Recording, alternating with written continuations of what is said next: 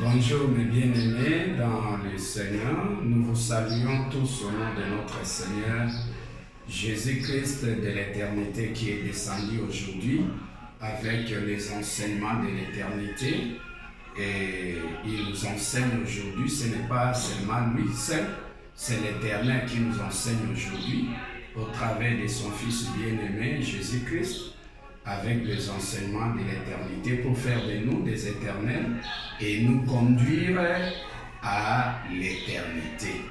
Alors aujourd'hui, nous allons parler de Zacharie chapitre 14, verset 3.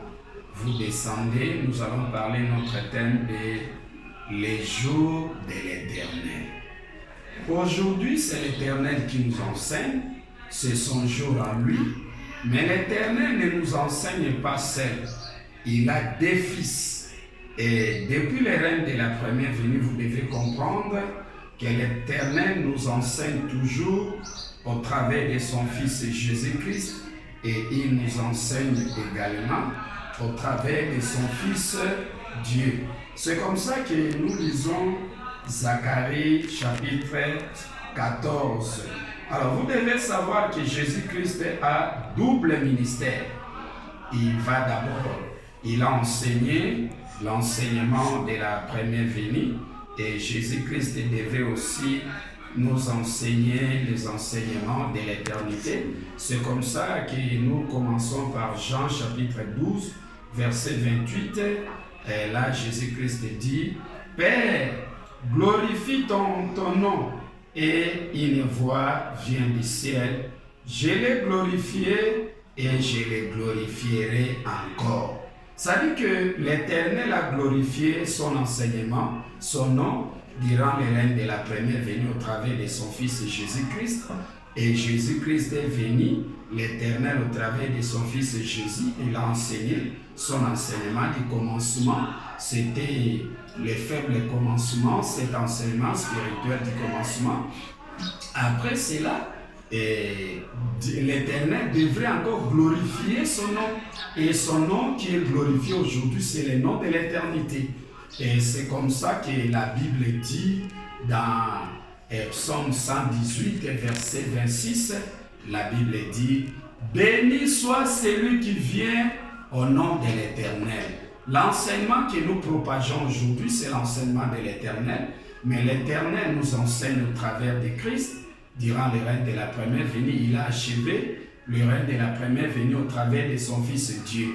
Et aujourd'hui, à l'éternité, l'Éternel commence à nous enseigner au travers de son Fils bien-aimé Dieu.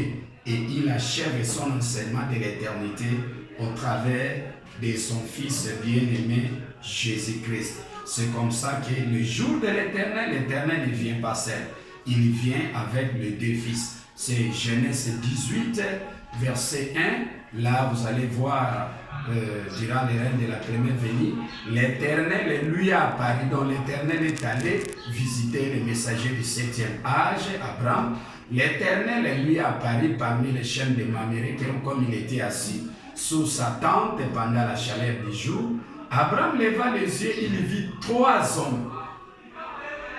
Et il courut et dit, Seigneur, et il s'adressa seulement à l'Éternel. Si j'ai trouvé grâce à tes yeux, ne passe pas loin de la maison de ton serviteur. Permettez qu'on apporte un peu d'eau pour vous laver les pieds, un morceau de pain pour fortifier votre cœur, et après quoi vous continuerez votre route. Donc l'Éternel est apparu à Abraham sous forme de 3 personnes. Ça dit qu'il y a l'Éternel, il y a Dieu et il y a Jésus-Christ. 3 hommes, Éternel, Dieu et Christ. C'est comme ça que l'Éternel est allé visiter le messager du 7e âge, Abraham. 3 personnes, mais Abraham s'adressa uniquement à l'Éternel. Mais l'Éternel était accompagné de Jésus-Christ et Dieu. Alors ici, le jour de l'Éternel, nous lisons le titre d'abord, c'est le jour de l'Éternel. Voici le jour vient. Voici le jour de l'Éternel arrive. Et tes dépouilles seront partagées au milieu de toi. Je lis le verset 3. L'Éternel apparaîtra et il combattra ces nations, comme il combat au jour de la bataille. Ses pieds se poseront en ces jours sur la montagne des Oliviers, qui est vis-à-vis de Jérusalem, du côté de l'Orient. La montagne des Oliviers s'effondrera par les milliers à l'Orient et à l'Occident, et il se formera une très grande vallée. C'est comme ça, vous voyez ici, et puis à partir du verset 5, vous descendez, je lis, vous fouillerez alors dans la vallée des mes montagnes, car la vallée des montagnes s'étendra jusqu'à Azaël.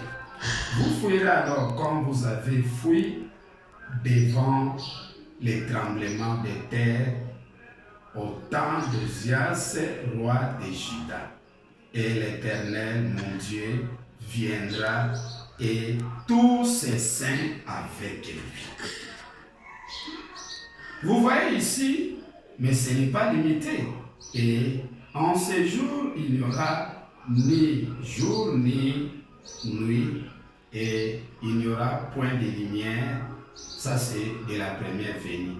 Il y aura du froid et de la glace, car ce sera un jour unique connu de l'Éternel, et qui ne sera ni jour ni nuit.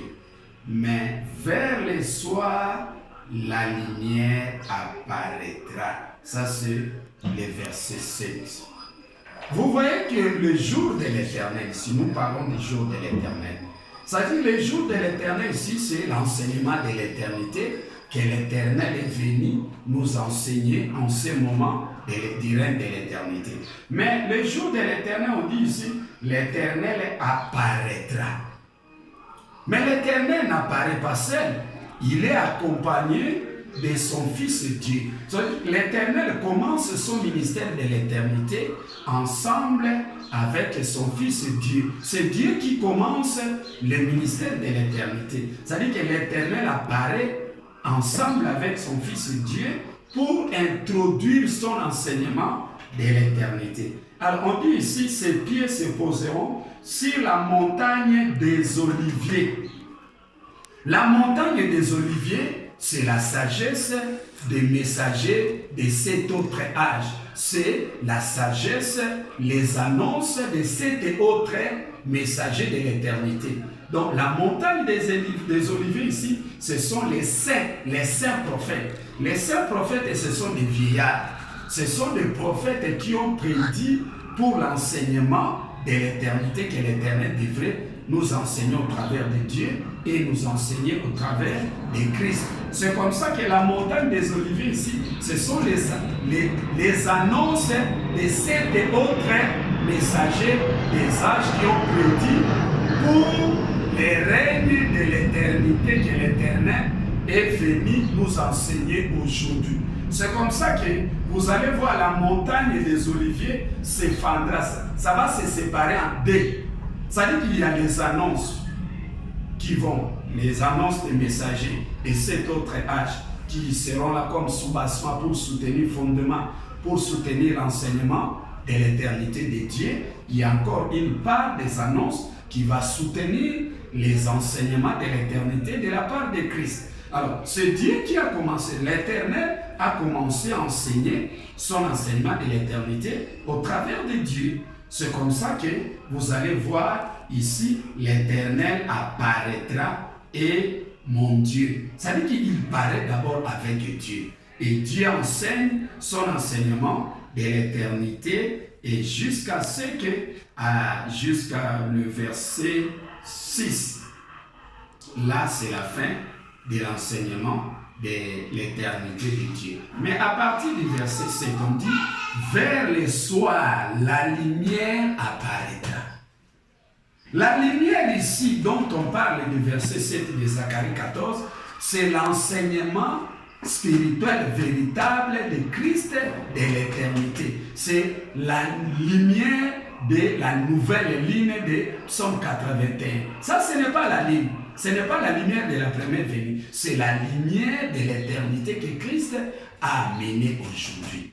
Et vers le soir, ça dit qu'à la fin du règne de l'enseignement de Dieu, de l'éternité, Christ devait entrer en scène pour enseigner son enseignement de l'éternité. C'est comme ça qu'on dit vers le soir. Vers le soir de qui? Vers la fin du règne de l'enseignement de l'éternité de Dieu. Christ prend la relève avec son enseignement spirituel véritable de l'éternité. Donc l'Éternel nous enseigne au travers de Dieu et il achève son enseignement de l'éternité au travers de Christ à partir de Zacharie chapitre 14 verset 7, vous descendez jusqu'à 8 là. C'est Christ qui commence son ministère et quand Christ enseigne, c'est comme ça que vous allez voir dans, si nous lisons à partir de mes excuses, Psaume 118, verset 26, là c'était béni soit Apocalypse chapitre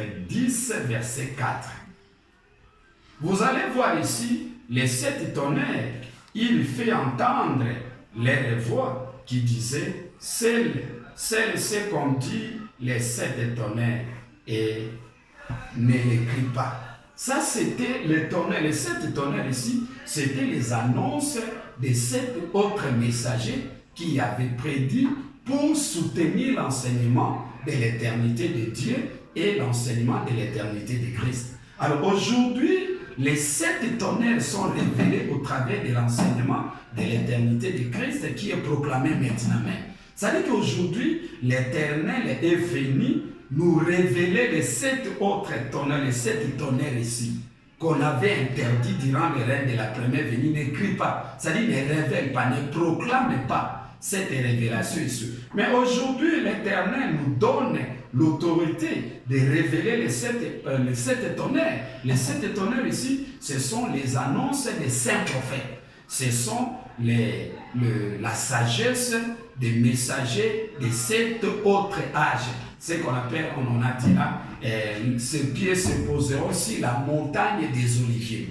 Les Oliviers dont on parle ici, c'était les annonces, ce sont les annonces de 7 autres messagers. C'est cette sagesse-là de l'éternité que les messagers de 7 autres âges ont proclamé pour soutenir l'enseignement de Dieu ou l'enseignement de Christ. C'est comme ça que si vous lisez Apocalypse 21, verset 1, le titre seulement vous parlez les nouveaux cieux et une nouvelle terre.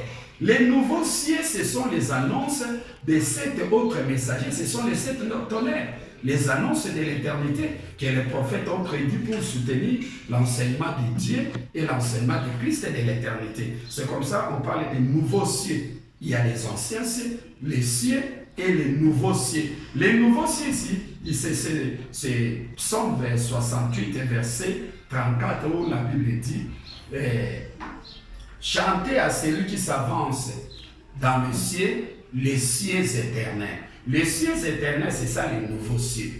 Ce sont les annonces que les prophètes ont prédit pour soutenir l'enseignement de l'éternité de Dieu et puis soutenir l'enseignement de l'éternité de Christ. Alors, l'enseignement spirituel véritable de l'éternité, de l'éternel, est divisé en deux parties.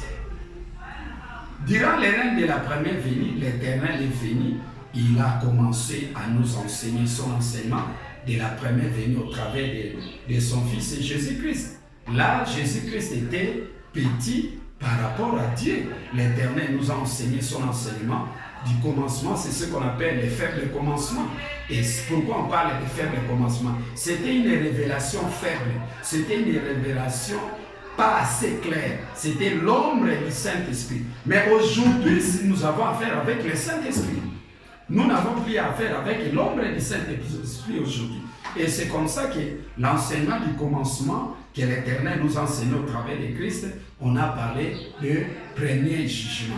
Donc Jean 9, 39, Jésus-Christ dit, « Je suis venu dans ce monde pour un jugement. Je suis venu pour que ceux qui ne voient point voient. » Là, Christ, l'Éternel, nous enseigne son enseignement de la première venue au travers de son Fils Jésus-Christ. Alors c'est Dieu qui clôture les jugements, les règnes de la première venue à partir de l'Apocalypse 20, verset 11. On parle des jugements derniers. C'est-à-dire que Jésus-Christ a commencé à juger durant les règnes de la première venue, c'est l'Éternel enseignant, jugeant au travers de Christ, et le jugement dernier d'Apocalypse 20 et 11, là c'est le jugement dernier, c'est l'Éternel achève son enseignement de la première venue au travers de Dieu. C'est comme ça qu'on parle des jugements derniers. Mais durant les règnes de l'éternité, l'Éternel a changé sa façon de faire agir.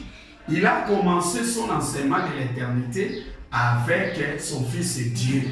Et il achève son enseignement de l'éternité ensemble avec son Fils Jésus-Christ. Alors, si vous prenez Apocalypse 21, versets 1 à 4, ici, c'est l'enseignement de l'éternité que l'Éternel nous enseigne au travers de Dieu. Apocalypse 21, et vous allez voir, c'est écrit comme ça. Les dieux de l'éternité, dans l'Éternel, au travers de son Fils Dieu, nous enseigne son enseignement de l'éternité. Et c'est écrit comme ça. Puis j'ai vu un nouveau ciel et une nouvelle terre. Et le premier ciel et la première terre avaient disparu. Et la mer n'était plus. Premier ciel, première terre, c'était l'enseignement du commencement de Dieu.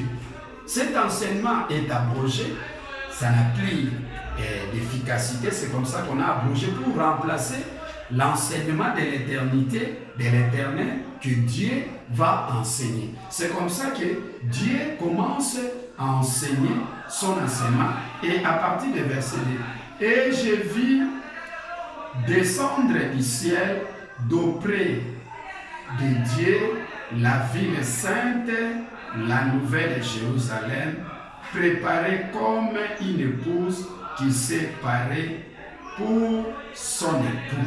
Ça dit que l'époux ici, c'est l'Éternel. L'Éternel nous enseigne le travail de Dieu. Et Dieu commence son ministère de l'éternité ici. Alors, Dieu, quand il enseigne son enseignement de l'éternité, il n'enseigne pas seul.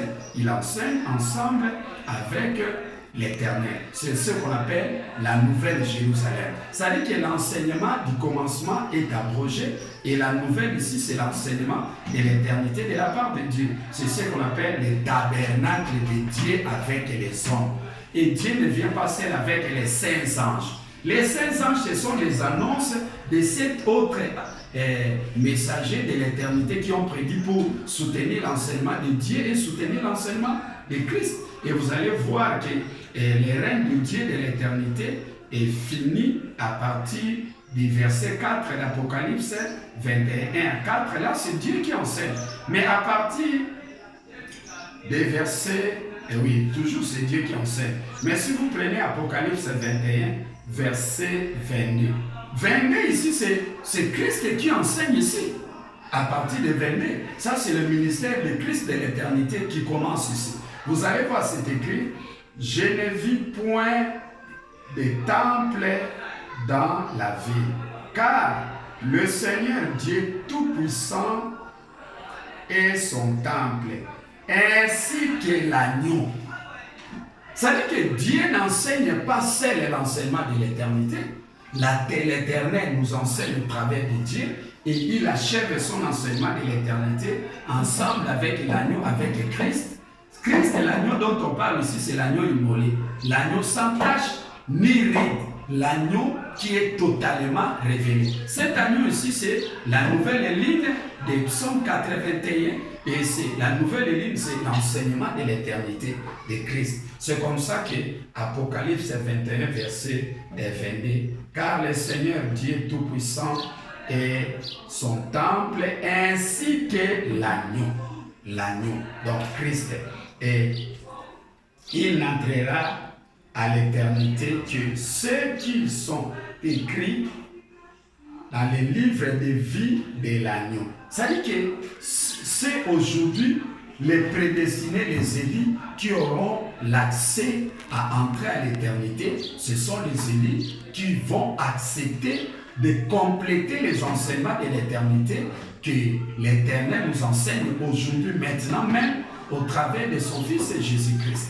Alors, si vous repoussez les enseignements de l'éternité que l'Éternel nous enseigne aujourd'hui au travers de son Fils Jésus-Christ, la porte de l'éternité est fermée pour vous. C'est comme ça que nous vous invitons, mes bien-aimés, qui avaient bénéficié l'enseignement du commencement de Jésus-Christ et l'enseignement du commencement de Dieu, qui est nommé les jugements. Et le premier jugement que Christ a commencé et puis Dieu a achevé avec le jugement dernier d'Apocalypse 20, verset 11. Maintenant même, vous devez compléter la connaissance de l'éternité que Dieu a enseigné, mon frère, et que Jésus-Christ enseigne maintenant même.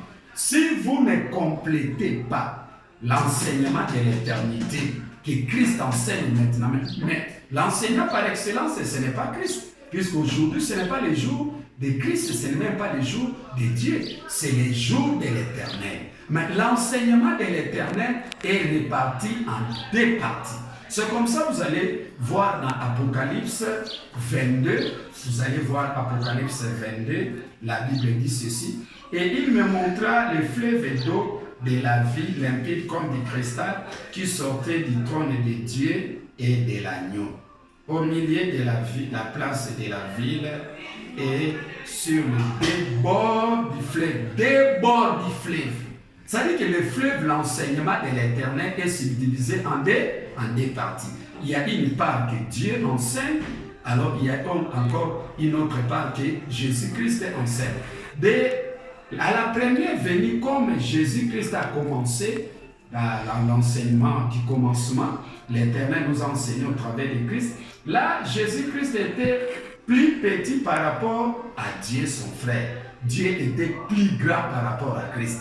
Mais à l'éternité, en ce moment-là, c'était Dieu qui est venu ressusciter Christ. Mais à l'éternité, Jésus-Christ demeure l'enseignant supérieur par rapport à Dieu, puisque Dieu a introduit l'éternité et Jésus-Christ est venu achever avec l'enseignement de l'éternité. C'est comme ça que nous disons à l'éternité, Jésus-Christ demeure le meilleur enseignant.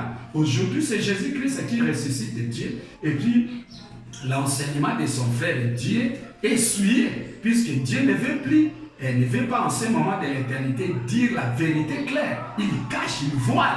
Il a l'esprit de voiler la vérité. C'est comme ça que Jésus-Christ est venu avec son enseignement de l'éternité pour corriger l'enseignement de son frère Dieu qui est souillé, puisque lui ne veut pas dire la vérité, il a l'esprit de voiler la vérité. C'est comme ça qu'aujourd'hui l'enseignement de Jésus-Christ corrige l'enseignement de Dieu. Alors là, vous allez voir ça dans Apocalypse 19. Si vous lisez, vous allez voir comment l'enseignement, l'épée aiguë de Christ à partir de Apocalypse 19, 15, l'épée aiguë de Christ anéantit la cuve de la colère de Dieu. Pourquoi l'épée aiguë de Christ anéantit cet enseignement de Dieu? C'est parce que cet enseignement est souillé aujourd'hui. C'est comme ça que Jésus-Christ de l'éternité ressuscite Dieu de la manière que Dieu avait ressuscité Christ durant le règne de la première venue, puisque l'enseignement de Jésus-Christ à la fin de son règne de la première venue était aussi souillé. Donc aujourd'hui, Jésus-Christ demeure le meilleur enseignant de l'éternité. Nous vous remercions, mes bien-aimés. En tout cas, faites un effort pour compléter les enseignements de l'éternité, que cela ne vous choque pas. Ce sont des révélations de l'éternité et ce sont des enseignements qu'on n'a pas encore enseignés, mais que l'Éternel nous enseigne aujourd'hui même au travers de son Fils Jésus-Christ qui est venu de l'éternité. En tout cas, prochainement, nous vous saluons. Bye bye, que l'Éternel vous bénisse au nom de notre Seigneur Jésus-Christ de l'éternité.